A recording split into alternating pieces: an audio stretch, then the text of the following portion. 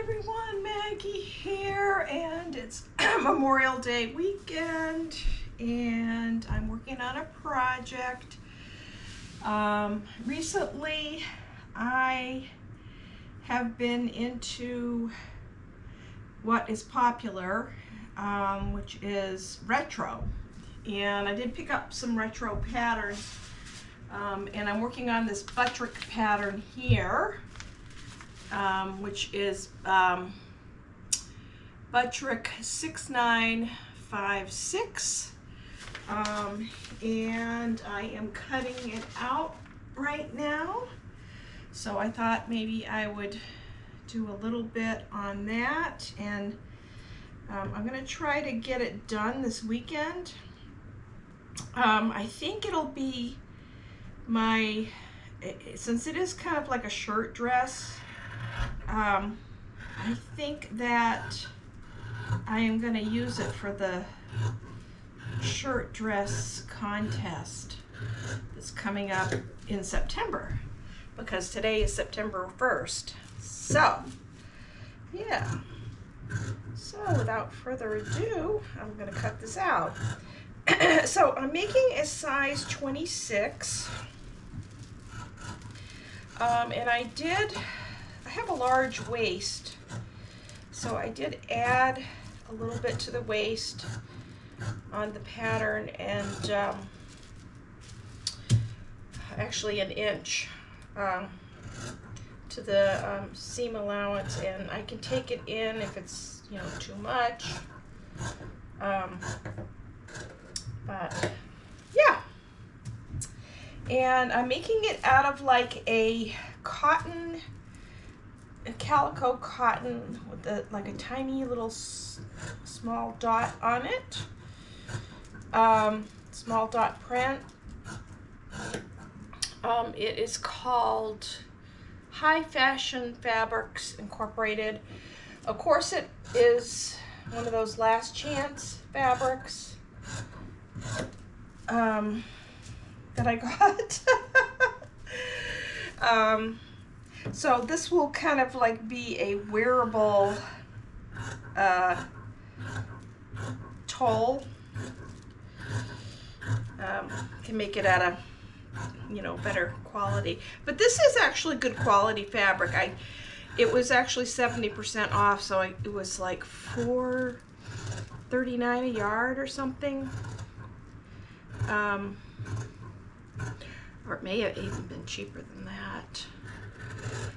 But some of the, better quality fabrics that they have, they're a pretty good deal. Okay. I actually ended up tracing the back of the tracing paper. I didn't have to trace any of the other pieces. I'm doing this on the fold. The other pieces that the pattern gave you like more options, and I decided I wanted to trace the back in case I was going to do some modifications to it, which I did. I added an inch on the side here. So this is a traced back piece.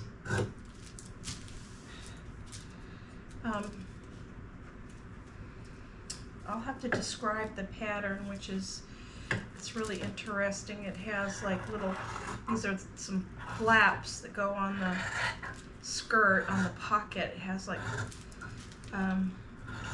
pockets with some flaps, and it has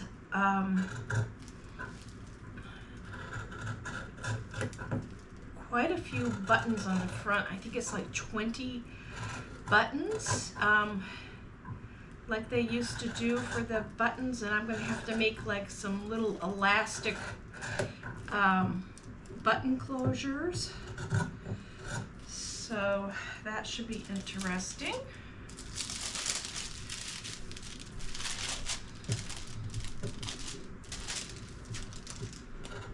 The skirt has some pleats on the front. It's a very full skirt.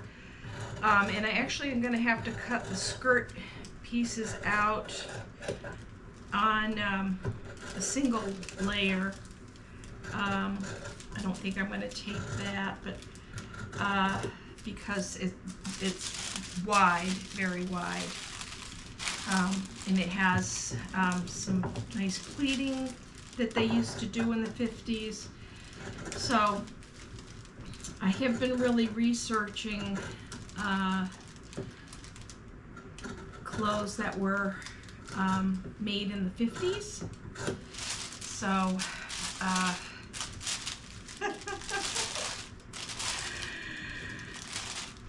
if I like it, I might make several things. I actually did find some flannel, and I'm going to make a flannel skirt for the fall. So I found some really pretty flannel, and I'm thinking maybe I'll even do, well, I shouldn't get ahead of myself and say what I'm going to do, but I'm going to try to do like maybe several retro type outfits and have like a little retro module. We'll see. We'll see. So that would be nice.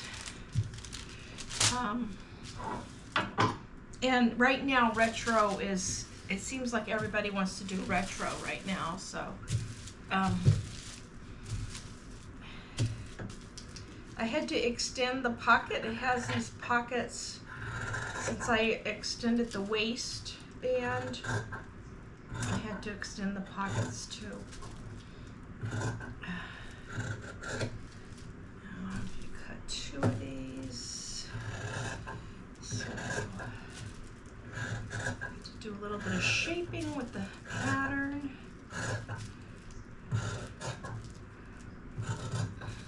My paper.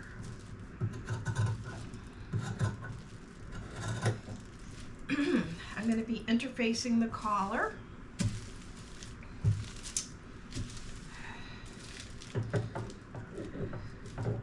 Oops.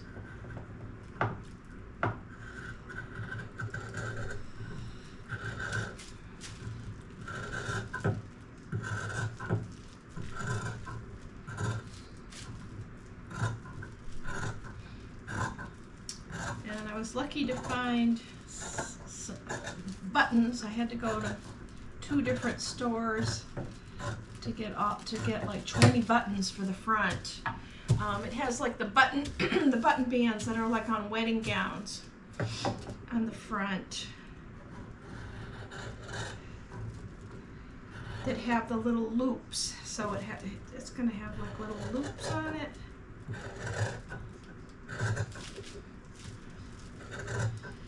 I'm trying a new way of doing my patterns, so I don't have to, I can kind of save them multiple sizes. I just kind of fold under the edge and press it, you know, for the size that I need, and then I can, you know, fold it back out if I do another size. So, because I hate to just cut out one size when I have multiple sizes on the pattern. Because I might want to make it for somebody else. Or if I want to make another one in a different size. Can do that. It doesn't look as pretty when you're cutting it out because it's like folded under. It'll do. I'm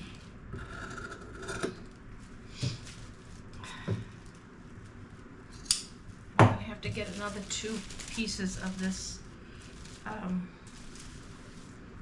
of that. Let's see.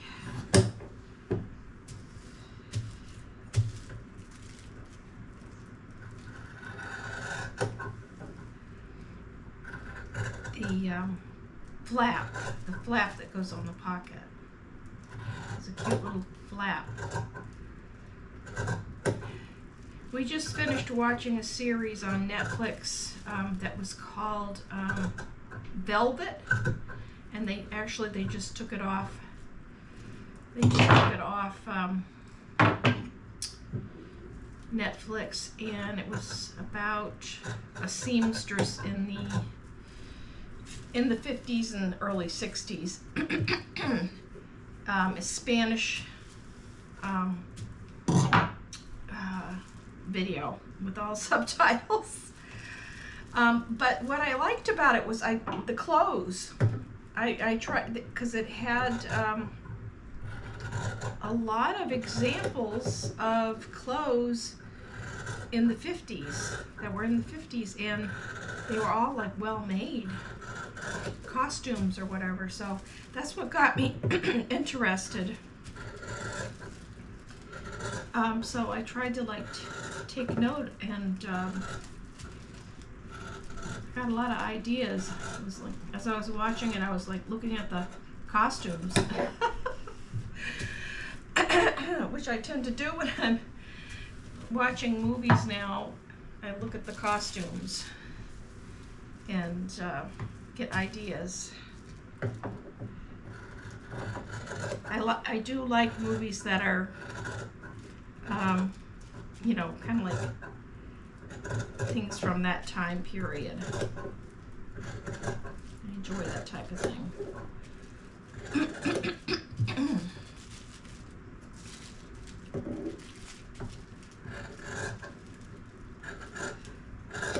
So I think, I don't think I'm going to try to film the rest of the cutting out of this. It's going to be the skirts mostly, and the sleeves, which I did add to the sleeves. I added, since I had added an inch on